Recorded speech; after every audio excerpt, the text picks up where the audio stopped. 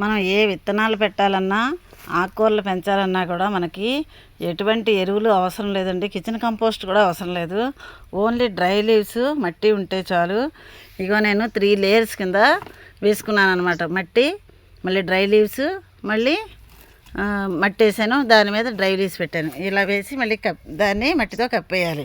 ఇలా ఒక 10 రోజులు ఉండేపాటికి అది మంచి కంపోస్ట్ మనకి తయారవుతుందండి. ఇగో ఇదంతా నేను అలాగే వేసుకున్నాను, చూసారా, రెడీ చేసుకున్నాను అనమాట. నెక్స్ట్ పసుపు కానీ కంద ఏదైనా వేసుకోవచ్చు మనం, ఎంత హెల్తీగా వస్తాయో. అలాగే నేను చిక్కుడు చూపిస్తాను మీకు, ఎలా వచ్చాయో చిక్కుడు చూపిస్తాను.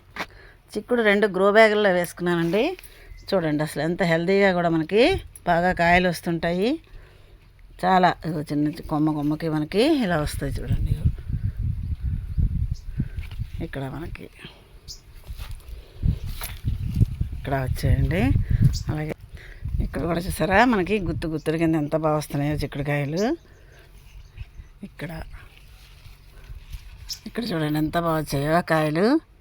అలా మనకి మంచి హెల్తీగా చాలా బాగా వస్తాయి అన్నమాట చిక్కుడుకాయలు. అవి ఏదైనా సరే, బీర, బెండ, ఆనప ఏది వేసుకున్నా కూడా చాలా బాగా వస్తాయి.